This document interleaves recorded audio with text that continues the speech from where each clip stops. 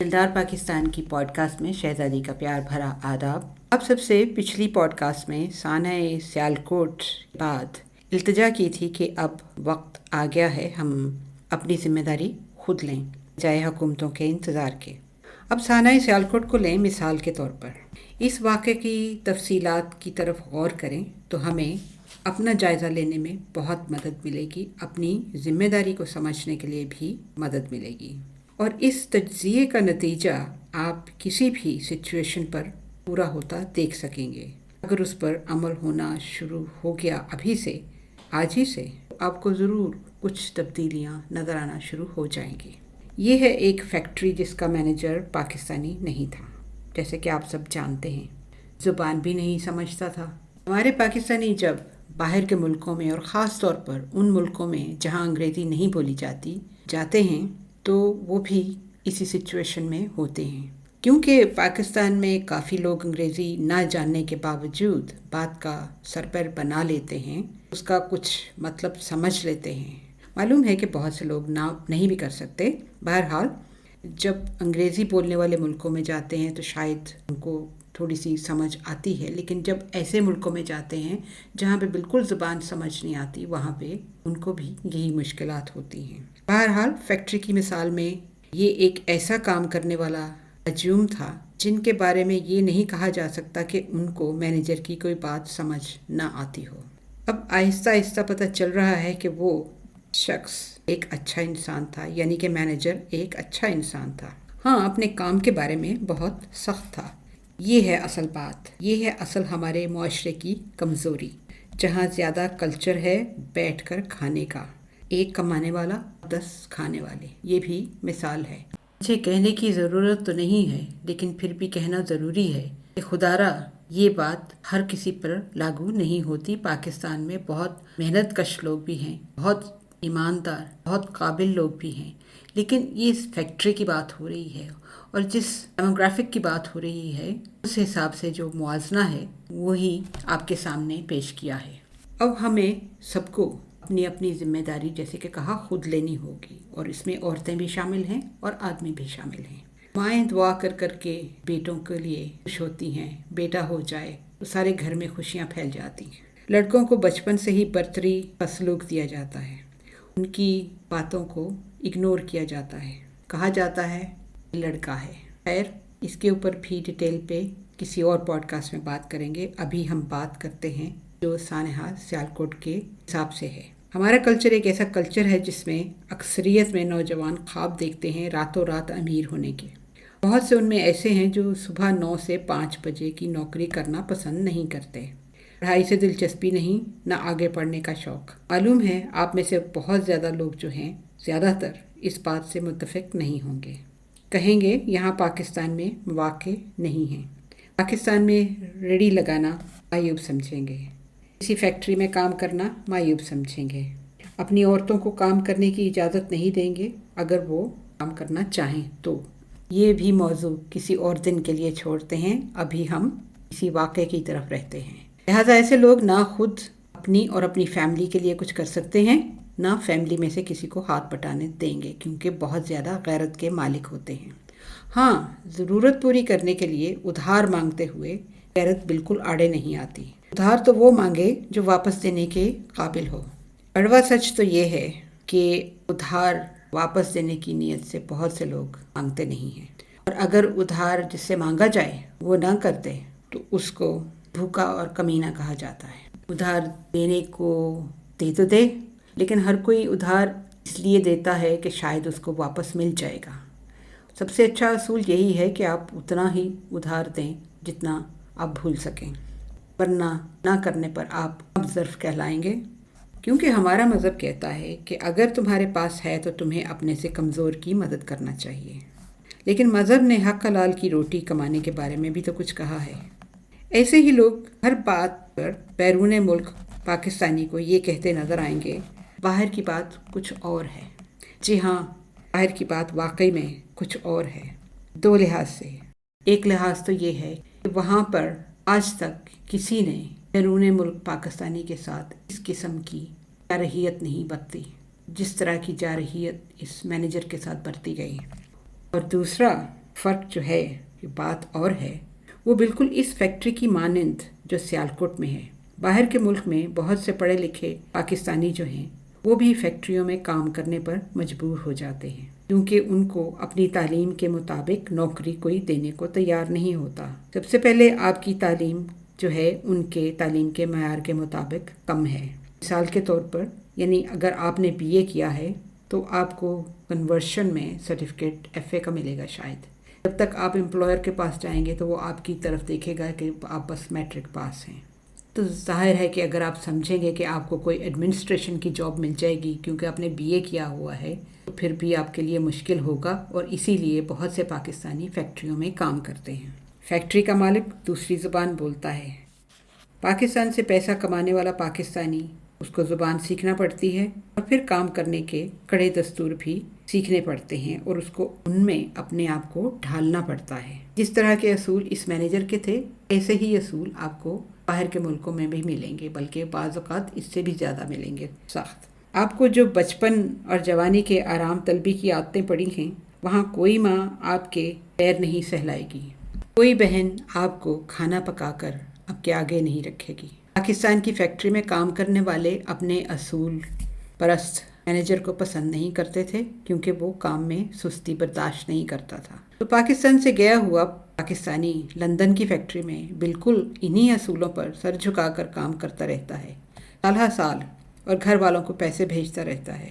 یہاں سے نت نئی فرمائشیں بھی آتی رہتی ہیں، سوچے بغیر کہ ان کے بیٹے، بھائی یا خامد نے اتنے گھنٹے فیکٹری میں بیل کی طرح جت کر کولو سے کام کیا، یہ پیسے بنائے، گھر آ کر اپنا کھانا بھی خود پکایا، اپنے کپڑے بھی خود دھوئے اور اپنا کمرہ بھی خود صاف کیا۔ پاکستان کی فیکٹری میں کام کرنے والوں کو مینیجر کا نظام، جو کہ وہ اپنے مالکوں کی ہدایت پر چلاتا تھا، پسند نہیں تھا۔ سیالکوٹ کی فیکٹری میں کام کرنے والے مزدور تو گھر سے ماں، بہن، بیوی یا بھابھی کے ہاتھ کا بنا ہوا کھانا لے کر آتے ہوں گے، جہاں پر دوسرے لوگ بے روزگار ہیں۔ یہ مزدور اپنے روزگار پر اللہ کا شکر بجا لانے کی بجائے اس طاق میں تھے کہ کیسے اس مینیجر سے بدلہ لیں۔ پکا یقین ہے کہ انہوں نے کبھی اپنی ماں، بہن، بھابھی کا شکریہ بھی نہیں کیا ہوگا کہ تم اتنی محبت سے مجھے اتنی احتیاط سے کھانا بنا کر دیتی ہو، تمہارا بہت شکریہ۔ ان کو اپنے مینیجر کے اصول پسند نہیں تھے، کیونکہ وہ اپنے اصول کا پکا تھا۔ اس کو پتہ ہے کہ آرڈرز جو ہیں، جو لوگ آرڈرز دیتے ہیں، ان کو ٹائم پہ چیز چاہیے۔ پاکستان بہت عرصے سے بدنام ہے۔ یہ پہلے آرڈر تو ان کے آ جاتے ہیں ٹھیک، دوسرے آرڈرز جو ہیں ان میں خیانت بھی ہوتی ہے، وہ مال پہلے مال جیسا بھی نہیں ہوتا، ٹائم پر بھی نہیں پہنچتا۔ بہرحال شاید اسی لیے وہ مینیجر اپنے کام کا بہت سخت تھا، کیونکہ وہ ذمہ دار تھا ڈلیوری کے لیے، اور یہ سب لوگ اس طاق میں تھے کہ اس سے بدلہ کب لیں اور کیسے لیں۔ یہ کون ہوتا ہے ہم سے کام کروانے والا؟ ہمیں بیٹھ کر گپیں کیوں نہیں مارنے دیتا؟ اگر ہم ایک کونے میں پڑھ کر سونا چاہیں تو اسے کیا تکلیف ہے؟ اگر ہم وقت پر کام کرنا بھی آئیں تو کون سا طوفان آ جائے گا؟ آخر ہم انسان ہیں، ہمیں اپنی نیند پیاری ہے۔ بے شک یہ باتیں میں نے اپنی طرف سے کہی ہیں، لیکن حقیقت سے دور نہیں ہیں، آپ کو بھی پتہ ہے۔ لیکن ایسے لوگ اپنے آپ کو انسان سمجھنے سے پہلے انسانیت کا مطلب کسی اپنے بڑے یا ساتھ والی مسجد کے مولانا سے پوچھ لیتے، بلکہ اب بھی پوچھ لیں تو دیر نہیں ہوئی۔ یہ ہوگی ان کی اپنے لیے ذمہ داری لینا۔ اب ہم آتے ہیں مینیجر کی ہدایت پر کہ فیکٹری میں پینٹ ہونے کو ہے، دیواروں سے سب نوٹس تصویریں اتار دیں۔ آپ سے بات کی نا اپنی ذمہ داری خود لینے کی؟ اگر ان لوگوں کو دیوار پر لگے ہوئے پیغام کا اتنا احترام تھا تو فوراً اس کو اتار کر اپنے پاس کہیں سنبھال کر رکھ لیتے۔ مینیجر کا احترام نہ صحیح، ان کو اس عبارت کا احترام تو تھا نا، جس پر لکھا تھا کہ روزانہ کام کرنے سے پہلے یہ پڑھیں۔ اگر وہ نوٹس 2 دن کے لیے دیوار سے اتار لیا جاتا تو کیا یہ سب 2 دن میں گمراہی کی طرف چلے جاتے؟ میں نے پچھلی پوڈ کاسٹ میں التجا کی تھی نا اپنی ذمہ داری لینے کی۔ اس میں پھر ایک التجا ہے کہ اگر آپ اپنی اگلی نسلوں کو بہتر پاکستان دینا چاہتے ہیں تو اپنی ذمہ داری خود سنبھالیں، معاشی اور اخلاقی بھی۔ اگر خود ذمہ داری سے اس نوٹس کو اتار لیا ہوتا تو جس شر پسند نے سب کو اشتعال دلایا تھا اسے موقع نہ ملتا، بات یہاں تک نہ پہنچتی۔ اب آتے ہیں اگلے مرحلے کی طرف۔ اسی سیالکوٹ کے سانے کو مثال بناتے ہوئے، جب اس اشتعال کی شروعات ہو رہی تھی، لوگوں کو اکٹھا کیا جا رہا تھا، کیا ان میں سے ایک بھی، افسوس ہے کہ ایک بھی شخص نہ تھا جس کو خیال آتا کہ وہ پولیس کو فون کرتے؟ کیا آج کل کے نوجوانوں نے فون صرف سیلفیز بنانے کے لیے رکھے ہوئے ہیں؟ بے شک آج کل ویڈیو اس قسم کے ظلم کا ریکارڈ رکھنے کے لیے کام آتے ہیں، لیکن فون کا مقصد صرف فوٹو اور ویڈیو بنانا ٹک ٹاکس کے لیے نہیں ہے۔ کیا ان نوجوانوں کی زندگی کا اکیلا مقصد یہی رہ گیا ہے؟ جب ان گرفتار ہوئے افراد کی تصویریں نظر آئیں، جو خدا گواہ ہے کہ دیکھنا تو میں نہیں چاہتی تھی لیکن خبروں میں نظر آئے، تو بہت سے بلکہ ایسے تھے کہ ان کو دیکھ کر ترس آیا، وہ ترس کے قابل لگے۔ لیکن کیا کیا جائے؟ غریب، ان پڑھ، اور کب تک ترس ہی کیا جائے؟ اتنے بڑے ہو جائیں کہ ماں باپ سوچیں کہ اب وہ شادی کے قابل ہو گئے، پھر تو ترس کھانا ان پر نہیں بنتا۔ وہ خود بھی شادی کے خواب دیکھتے ہیں، بغیر یہ سوچ کر کہ وہ اپنی بیوی اور آنے والے بچوں کی حفاظت کر سکتے ہیں، ان کو تعلیم دلوا سکتے ہیں، ان کو کھانا کھلا سکتے ہیں، مگر یوں لگتا ہے کہ اتنی دور تک کوئی بھی نہیں سوچتا، اور یوں غربت اور جہالت چلتی رہتی ہے نسل در نسل۔ اب پھر واپس آتے ہیں باہر کھڑے ہوئے ڈیوٹی پر سیکیورٹی گارڈز کی طرف۔ سنا ہے خبروں میں کہ وہ اتنا ہجوم دیکھ کر بھاگ گئے۔ کیا ان سیکیورٹی گارڈز نے اپنی نوکری کے ساتھ ایمانداری کی؟ جب یہ شور شرابہ شروع ہو رہا تھا تو کیا ان کے کان بند تھے، یا کانوں کے ساتھ وہ بھی موبائل لگا کر کھڑے تھے؟ آنکھیں ان کی موبائل پر تصویریں دیکھ رہی تھیں۔ کیا ان میں سے ایک کو بھی یہ خیال نہ آیا کہ جلدی سے ہم پولیس کو فون کر دیں؟ ہر کسی کو پتہ ہے کہ اس قسم کے موقع پر، کسی بھی ایمرجنسی کے موقع پر ایک ایک لمحہ قیمتی ہوتا ہے۔ آپ اپنی طرف سے کوشش تو کرتے پولیس کو وقت پر بلانے کی، کوئی انسان تو کوشش کرتا وقت پر پولیس کو بلانے کی، اور پھر سیکیورٹی گارڈز اپنی جان بچا کر بھاگ گئے اپنے ضمیر کو ٹٹولے بغیر۔ خدا خدا کر کے پولیس وہاں پہنچی، وہ بھی ہنگامہ دیکھ کر گھبرا گئے۔ ان کو اتنے بڑے سانحے کی رپورٹ ملی، تو کیا پولیس کے پاس کچھ بھی نہ تھا جو اس ہجوم کو منتشر کر سکتا؟ کیسی ٹریننگ ہے پولیس کی، کس قسم کے فیسلٹیز ہیں ان کے پاس، کیسے حوصلے ہیں ہم سب کے؟ یہی ہے وہ وجہ میری درخواست کی، ہر انسان سے اپنی ذمہ داری خود لینے کی۔ افسوس ہے اس جاہلیت پر جو آپ کو اپنی سیلفی لینے کے لیے ہر وقت اکساتی رہتی ہے، خواہ وہ سیلفی کسی زندہ کے ساتھ ہو یا مردہ، یا قتل کی گئی بے حس ٹوٹی ہڈیوں والی جلائی ہوئی ایک نہتے انسان کی لاش ہو۔ اب اس مینیجر کی باڈی اس کے ملک میں اس کے خاندان کو بھیجی جا رہی ہے، ایسی باڈی جس کی ہر ہڈی ٹوٹ چکی ہے، جل چکی ہے، اس کو باڈی کہا جا سکتا ہے؟ کیا اس مینیجر کا بھائی اپنے بھائی کو پہچان پائے گا؟ اب تک اس نے اپنی ماں کو نہیں بتایا کہ تمہارے بیٹے کے جسم کے ریزے واپس آ رہے ہیں، اور وہ کسی جنگ کے میدان میں بھی نہیں تھا۔ اس کے بچے اپنے باپ کا آخری منہ بھی نہ دیکھ سکیں گے، کیونکہ وہ تو پہچان بھی نہیں پائیں گے اپنے باپ کا شفیق چہرہ۔